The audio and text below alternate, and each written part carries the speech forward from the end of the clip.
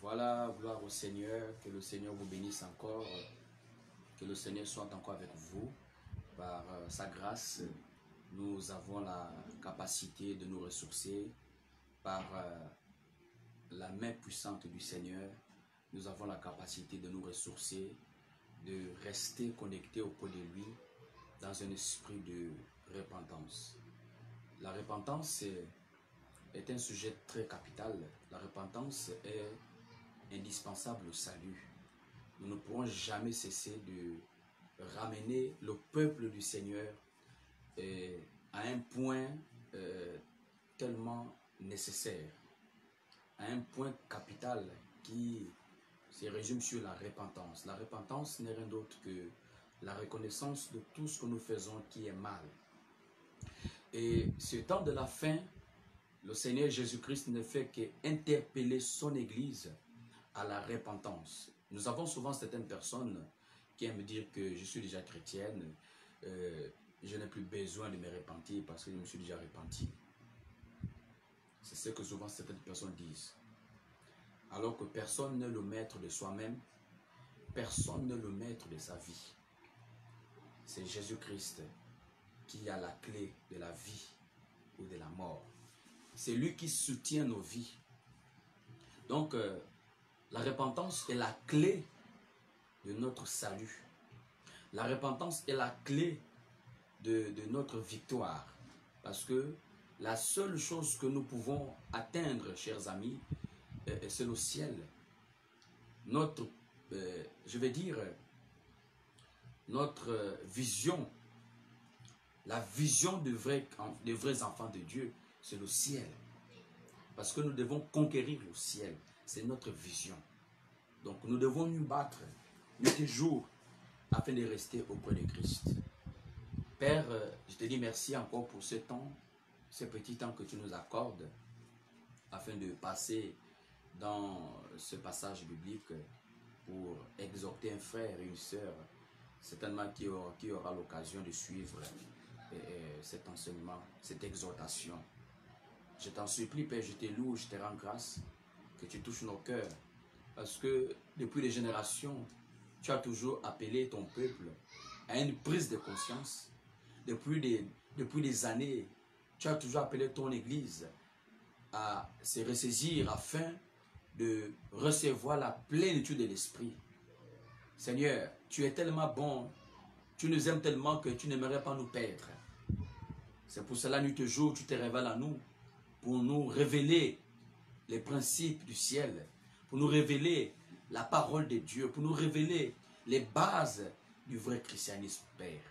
Merci et que toute la gloire te soit donnée. Donc voilà, chers amis, et je vais partager certainement 2 versets bibliques avec vous, pour qui me suivez en ce moment. La Bible déclare ici dans Ésaïe au chapitre 4, Ésaïe au chapitre 4,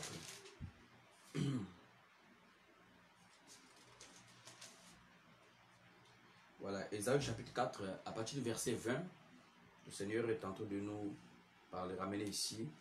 Certainement, c'est un passage que certaines personnes ont déjà lu, mais j'aimerais revenir là-dessus.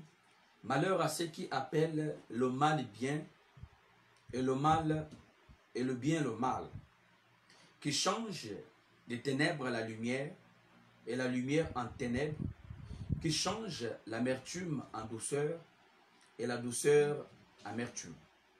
Malheur à ceux qui sont sages à leurs propres yeux, qui se croient intelligents. C'est un appel à la repentance que le Saint-Esprit ne fait que interpeller son Église. Il veut faire comprendre à son Église que dans ce temps de la fin où nous sommes, nous pouvons juste le constater, regarder les choses autour de nous, savoir que les choses sont en train de prendre une autre tournure en fait. Il y a souvent certaines personnes qui se croient être plus intelligentes que Dieu, certaines personnes qui se croient être au-dessus des autres, qui ont le monopole de la connaissance, qui ont le monopole de la vérité, qui contrôlent toutes choses. Mais c'est un avertissement que le Seigneur donne à son Église. Il dit à ces personnes qui sont en train de changer qui sont en train de ramener les choses à leur faveur en fait. Il dit malheur à ceux qui appellent le mal bien.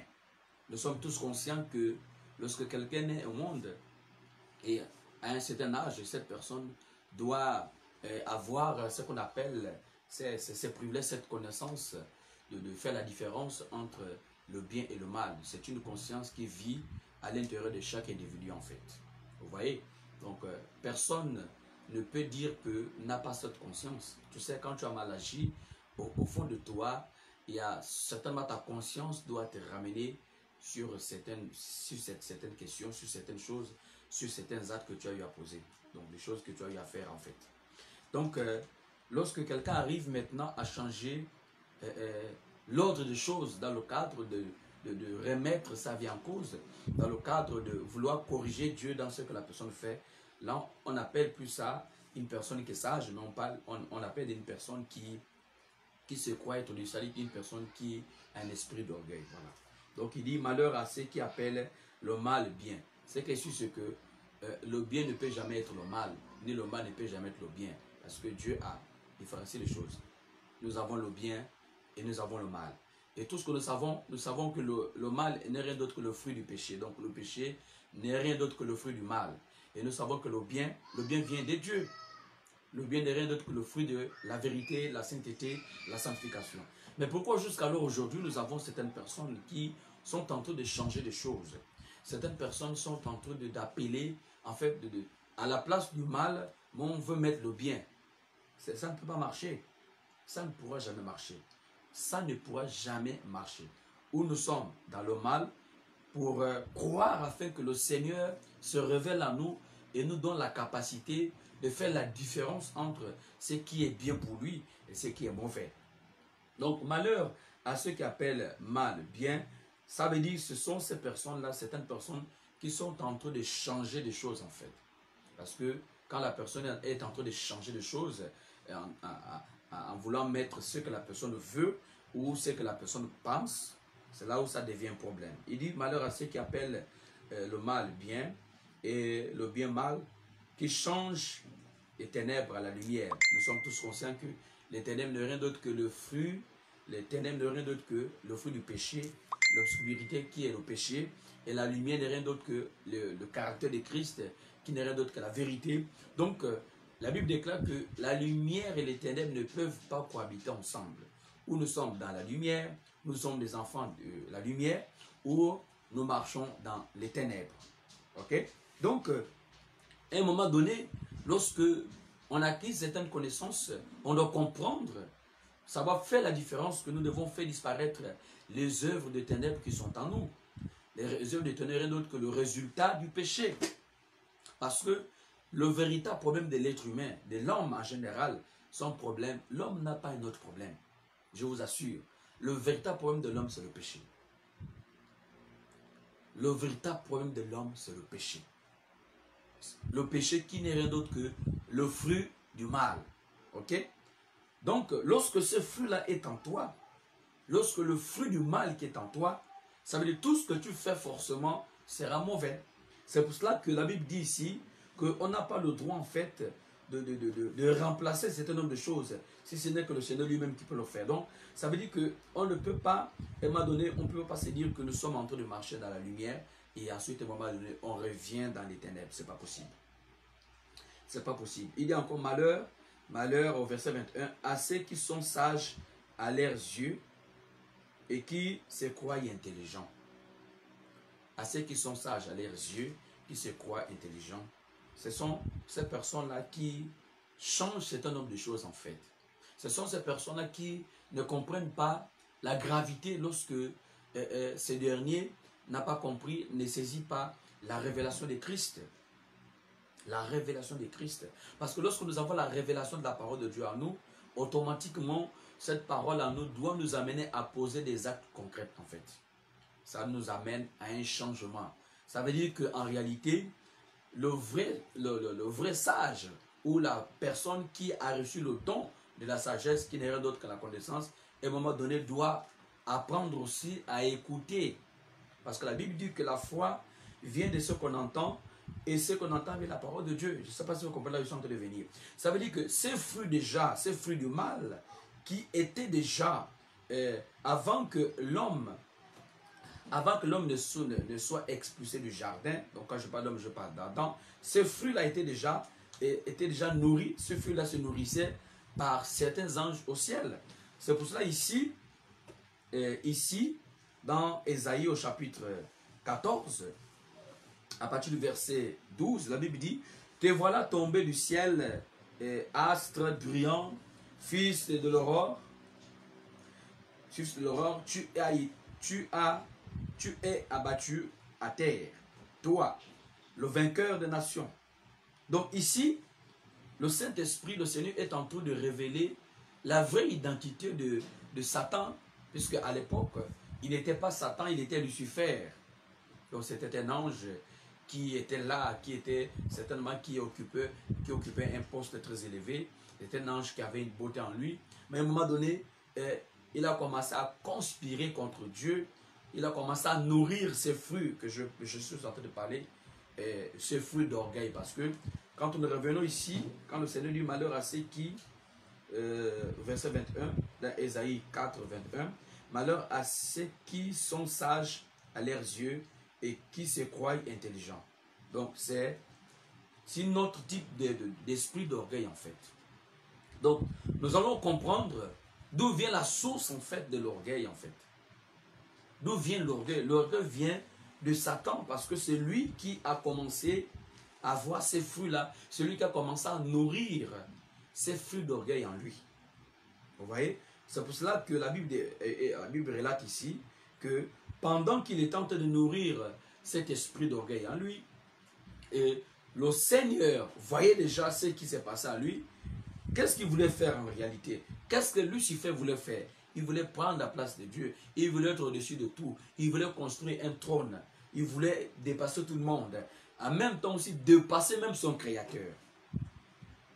Donc c'est pour vous amener à comprendre que on peut parfois se sanctifier, on peut se dépouiller physiquement, mais si notre caractère, si nous n'avons pas reçu le caractère de Christ, on peut encore être victime d'esprit d'orgueil en fait.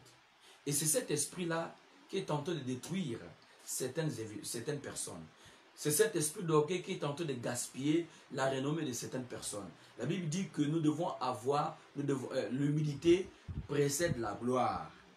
Vous voyez? Donc, un enfant de Dieu qui a l'esprit de Dieu dans son cœur, qui a l'esprit de Dieu dans sa vie, doit lutter contre l'esprit d'orgueil. Parce qu'à un moment donné de ta vie, les hommes vont chercher à t'élever. Et à un moment donné, si tu ne veilles pas sur l'état de ton cœur, tu vas vouloir maintenant prendre la position. Tu vas maintenant prendre la place de Dieu. Et le problème, c'est ça, parce que nous voyons aujourd'hui le corps de Christ de certains hommes de Dieu dans le monde entier.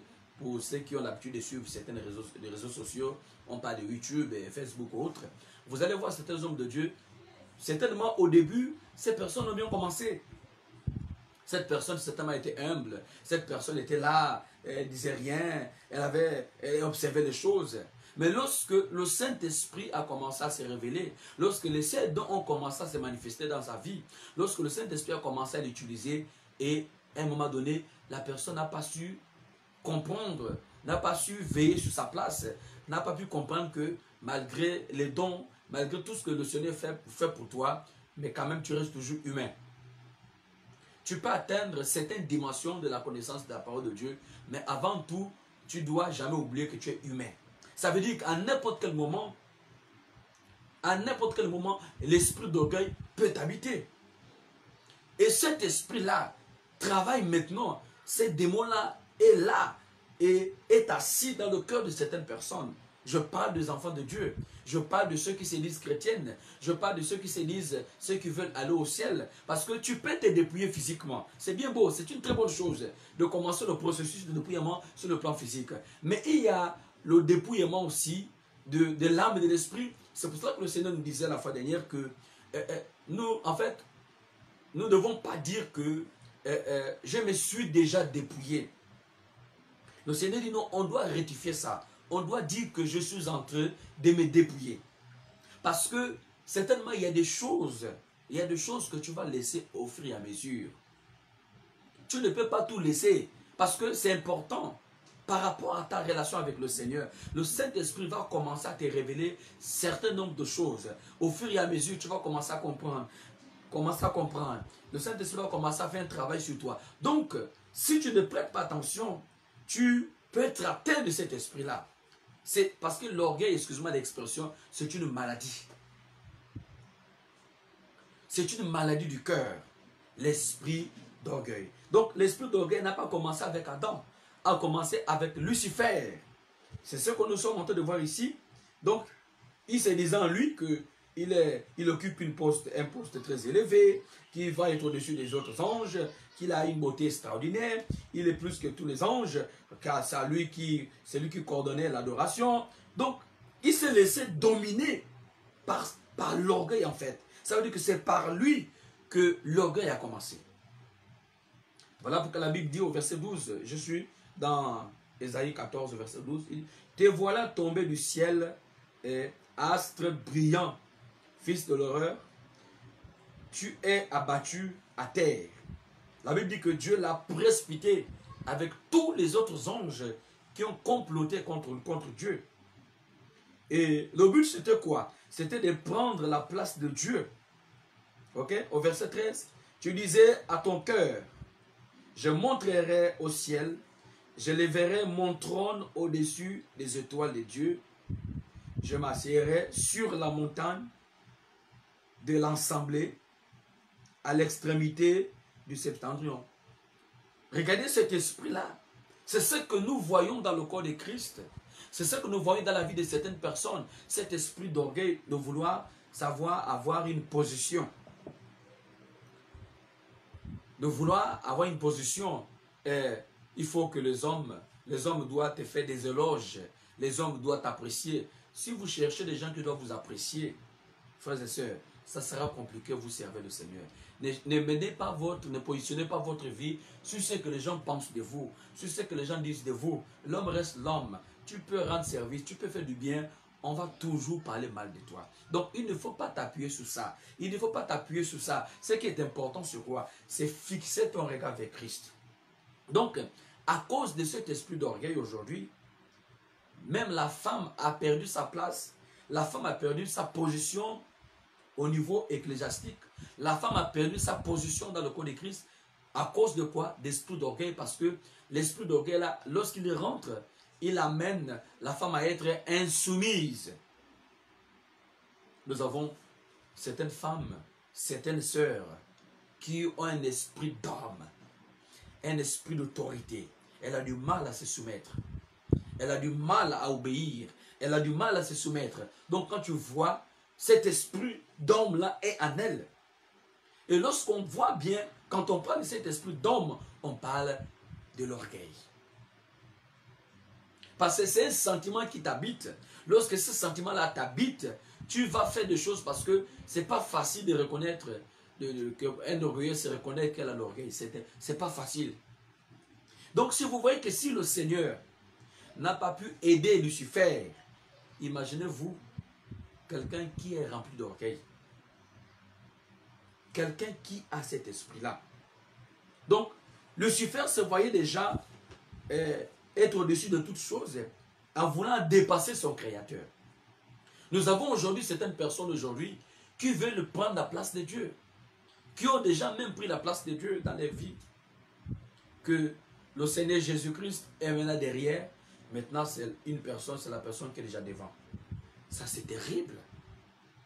Donc nous devons nous méfier, frères et sœurs. C'est un appel à la repentance. Le Seigneur appelle toujours son Église à la repentance. Pourquoi? Parce que son Église doit prier afin que l'esprit d'orgueil ne l'habite pas. Parce qu'aucun orgueilleux ne peut entrer au ciel. Aucun orgueilleux ne peut entrer au ciel. Donc, si Lucifer a perdu sa place dans le ciel, c'est parce qu'il a commencé à se voir être au-dessus de tout. Nous avons certaines personnes qui ont du mal à comprendre ou bien à écouter, à suivre des conseils. Il y a certaines personnes, tu ne peux rien lui dire, tu ne peux même pas le conseiller. Ah frère, ça là c'est pas bien. Ah, sœur, ça c'est pas bien. Toujours, je connais, je sais ce que je fais, je sais ce que je fais. Attention. Parce que tu peux voir un trou devant toi. Il y a des choses que toi tu peux voir et que l'autre ne peut ne pas voir. Il y a des choses que l'autre peut voir que toi tu ne peux ne pas voir. Parce que Dieu nous interpelle de plusieurs manières. Dieu peut parler par qui il veut parler pour redonner, je vais dire, de la force à quelqu'un. Lorsqu'il veut transmettre un message, il passe par qui il veut passer. Mais quel est le rôle d'un vrai enfant de Dieu? C'est d'écouter. Apprendre à écouter. Lucifer a commencé à dire, je leverai mon trône. Je serai à la tête de telle chose. Je serai à la tête de telle congrégation. Je serai à la tête de tel groupe. Je serai comme ça. C'est moi qui va diriger. C'est moi qu'on doit voir. C'est moi qui fais des miracles. C'est moi qui guéris les gens. C'est moi qui fais ceci. C'est cet esprit-là qui vise aujourd'hui le corps de Christ. Nous devons prier nuit et jour afin de chasser l'esprit d'orgueil. Parce que l'esprit d'orgueil t'empêchera d'entrer au ciel. Il a commencé à dire, je serai dans une montagne pour que tout le monde me voie.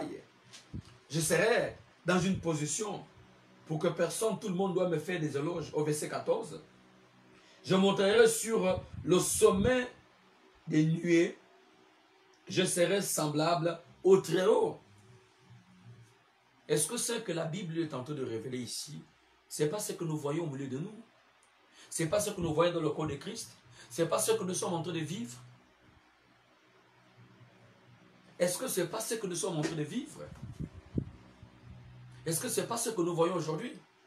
L'esprit d'orgueil a déjà pris la place dans le cœur de vrais enfants de Dieu. L'esprit d'orgueil est en train de ravager, est en train de détruire le corps de Christ, est en train de détruire l'église. Satan est en train de passer par l'esprit d'orgueil, par l'orgueil pour ravager. Parce que l'orgueil fait en sorte qu'on n'arrive pas à s'unir. Logiquement, on doit travailler main dans la main. Logiquement, on doit être d'un commun accord. Mais l'esprit d'orgueil disperse. L'esprit d'orgueil disperse le corps de Christ. L'esprit d'orgueil empêche le Saint-Esprit de se manifester comme il se doit. L'esprit d'orgueil peut t'amener dans une dimension que tu ne pourras jamais imaginer. Que ce sera compliqué pour toi de redescendre. Mais c'est que je sais, la Bible dit que celui qui s'est fait élever, Dieu va le rabaisser. Celui qui s'est fait élever par lui-même, Dieu va le rabaisser.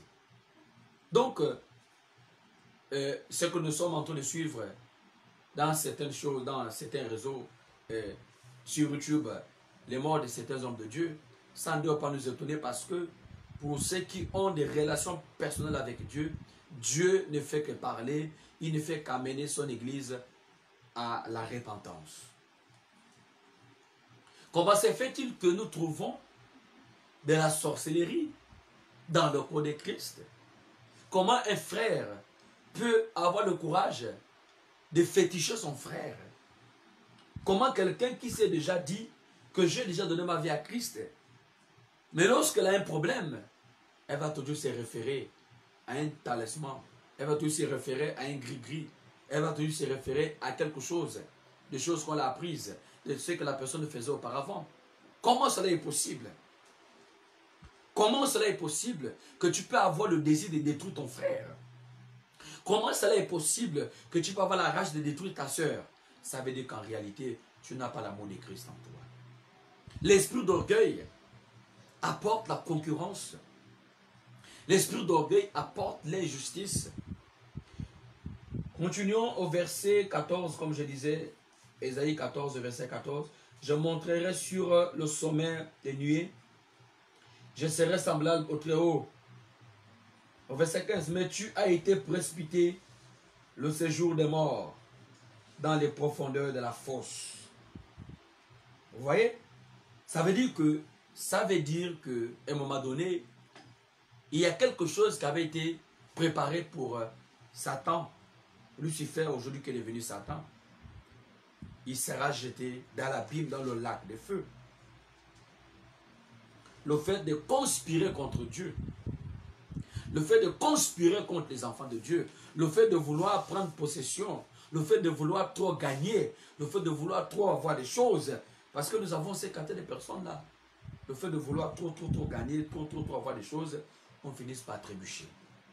Nous devons veiller sur nos vies. Nous vivons le dernier temps, mes soeurs et mes frères. Tu dois vérifier l'état de ton cœur. Tu dois vérifier l'état de ton cœur. Parce que par ton cœur, tu peux perdre ton salut. Parce que par ton cœur, tu peux perdre ton salut. Parce que tu peux pourtant te dépouiller physiquement. Mais quel est l'état de ton cœur? Quel est l'état de ton cœur? Qu'est-ce que tu penses?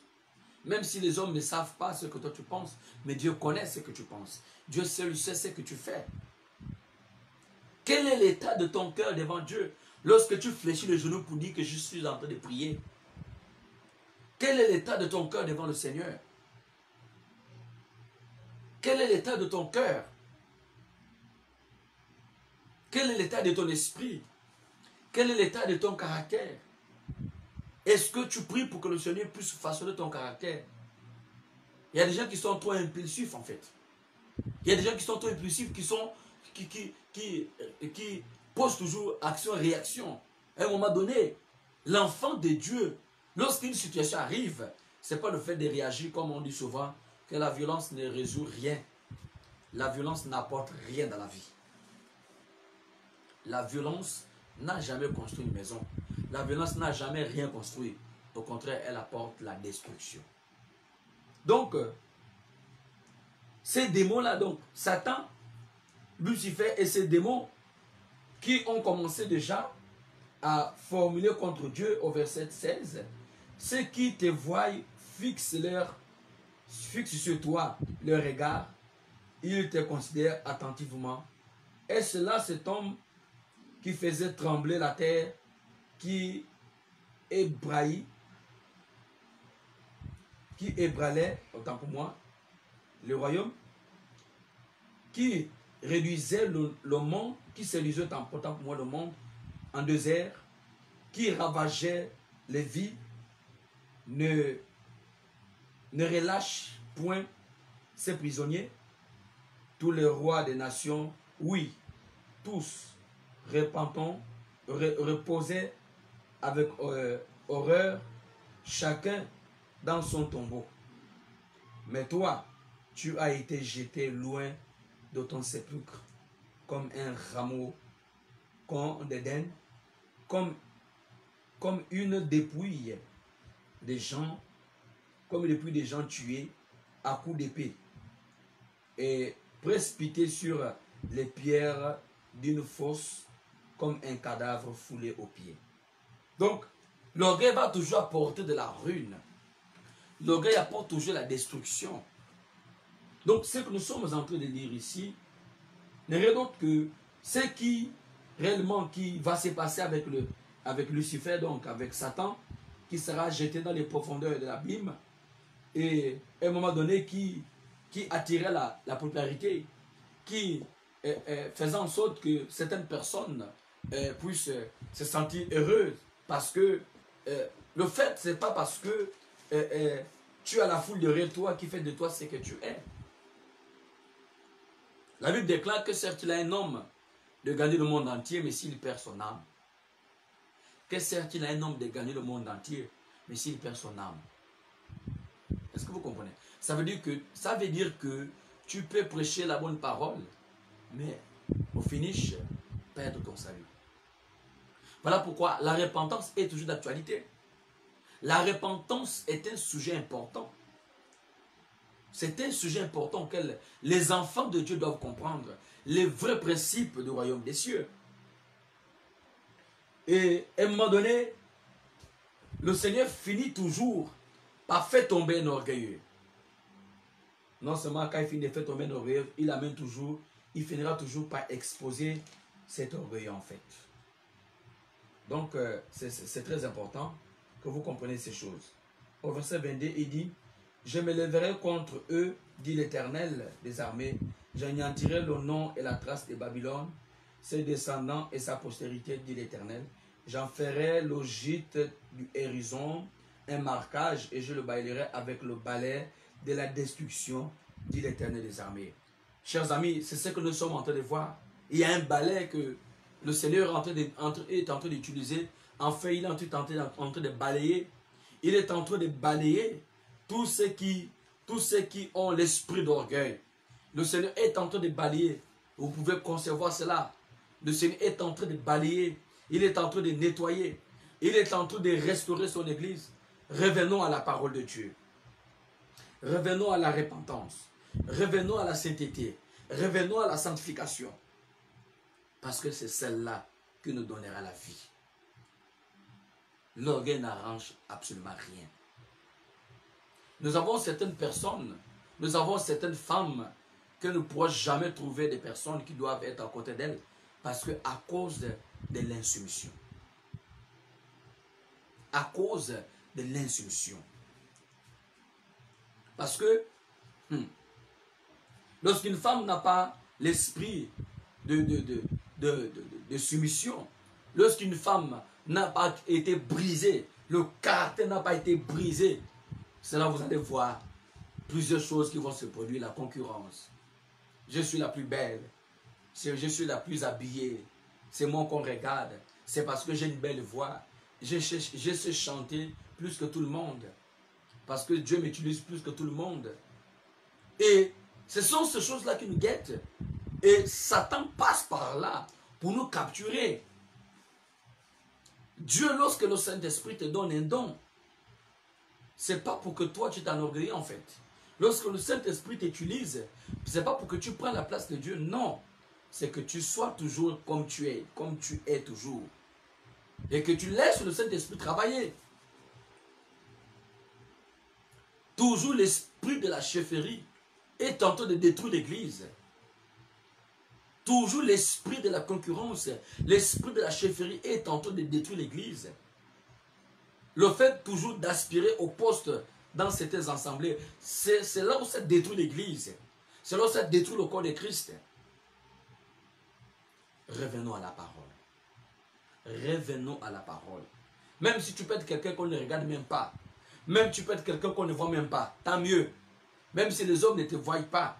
Mais ce qui est important, Dieu doit te voir. Dieu doit te considérer. C'est ce qui est important. Même si tout le monde dit du mal de toi, ce n'est pas grave. Ne cherche pas l'approbation des hommes, mais cherche celle de Dieu. Ne te laisse pas dominer par cet esprit d'orgueil. Mon frère, ma soeur, repentons-nous. Parce que la mort est en train de frapper. L'ange de la mort est en train de frapper. Repentons-nous. Revenons à la vérité. Revenons à la vérité de l'évangile. Revenons à la parole de Dieu. Prions. Si nous avons encore ces défauts-là en nous, ce n'est pas le fait de te condamner. Non, non.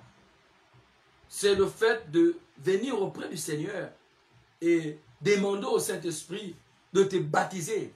Demander au Seigneur de briser ton caractère afin de te ressourcer.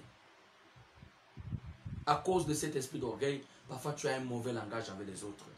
À cause de cet esprit d'orgueil, tu as du mal à te soumettre aux autres. À cause de cet esprit d'orgueil, tu as du mal à accepter certaines réactions.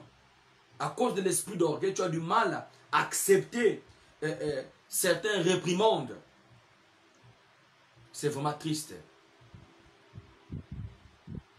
À cause de cet esprit, il y a des enfants de Dieu qui ont été jetés dans l'abîme de l'enfer à cause de l'esprit d'orgueil. Parfois, on peut se dire, ah, moi je n'ai pas l'esprit d'orgueil, mais dans ta façon d'agir, dans ta manière de faire. Parce que dans ta manière de faire, ce que je sais, c'est qu'aucun orgueilleux n'a pu entrer au ciel.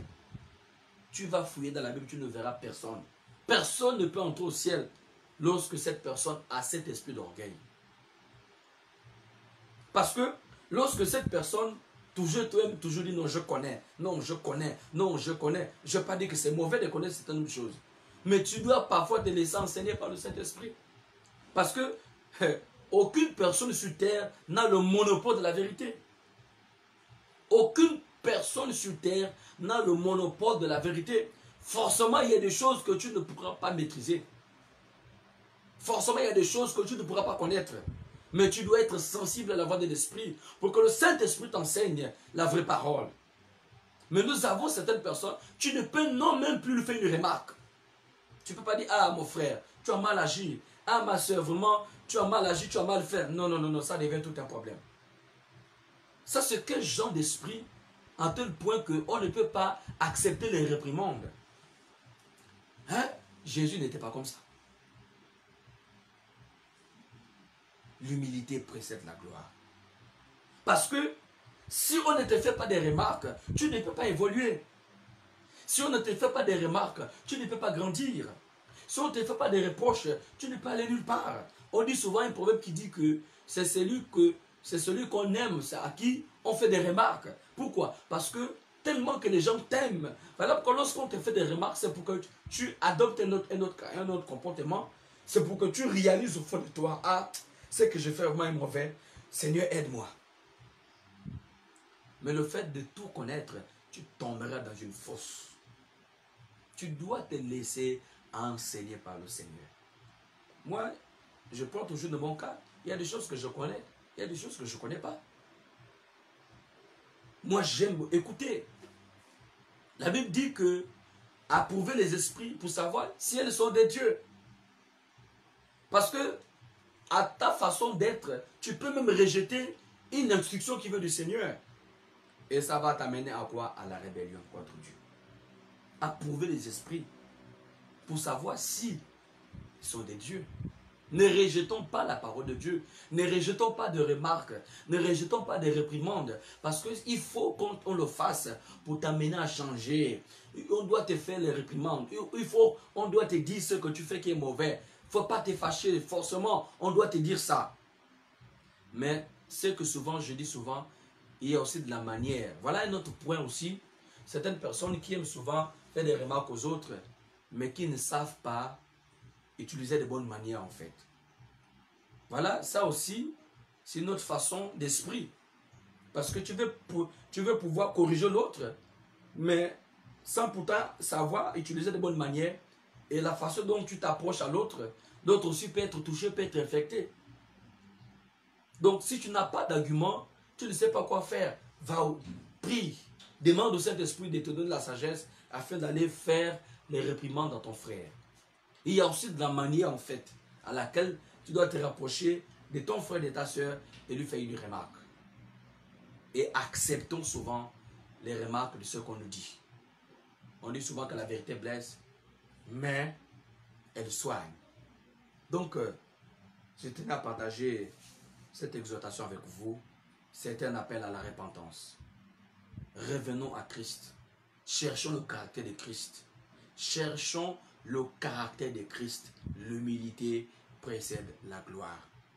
Frères et sœurs, tu peux pourtant te dépouiller. Tu peux pourtant te dépouiller. Mais si tu ne travailles pas ton cœur, si tu ne travailles pas ton cœur, si tu as l'esprit de rien en toi, si la tempête sonne, tu n'entreras pas, tu ne partiras pas. Que le Seigneur vous bénisse et qu'il vous garde. Shalom, shalom, shalom. À tous ceux qui nous ont écrit, à tous ceux qui ont réagi. Que Dieu vous bénisse encore et qu'il vous garde. Merci encore pour vos contributions. Merci encore pour vos contributions et je pourrai lire certains commentaires après. Que Dieu vous bénisse encore et qu'il vous garde. Alors, demeurons dans la foi, dans la vérité. Que le Saint-Esprit vous bénisse et vous garde. Je veux prier. Père, merci pour cette exhortation. Je prie pour celui ou celle qui va écouter cela. Que toi-même, tu puisses te révéler, que tu puisses te manifester, que tu nous amènes à la croissance, que tu nous amènes à la révélation de ta parole, que tu nous amènes à la repentance, parce que cela est la clé de la victoire. Merci Seigneur, et que ta parole soit vivante au nom puissant de Jésus-Christ. Voilà, chers amis, le Seigneur m'a mis à cœur d'initier ce programme de prier des déclarations qui se feront à partir de... J'ai déjà commencé, pour ceux qui me suivent sur Persévérance Télé, Facebook, sur Persévérance TV, sur YouTube, voilà. J'ai déjà envoyé certaines vidéos. Donc chaque matin, lorsqu'il est 6 heures, nous sommes là dans la prière. Parce que souvent, il y a beaucoup de choses qui se produisent dans la journée. Nous devons déjà prendre le dessus en fait. Donc, je peux vous dire, on se retrouve tout à l'heure à 6 heures. 6 heures pile, nous serons déjà en prière pour présenter la journée. Et si vous voulez vous joindre à nous, et si également si vous avez aussi vos sujets de prière, vous pouvez les envoyer. Et lorsqu'il sera 6 heures, je vais les introduire afin que nous puissions prier ensemble. Ensemble, bâtissons l'œuvre du Seigneur. Donc voilà. Donc rendez-vous tout à l'heure à 6 heures sur Facebook en fait. Donc Persévérance télé. Que Dieu vous bénisse et qu'il vous garde. Shalom.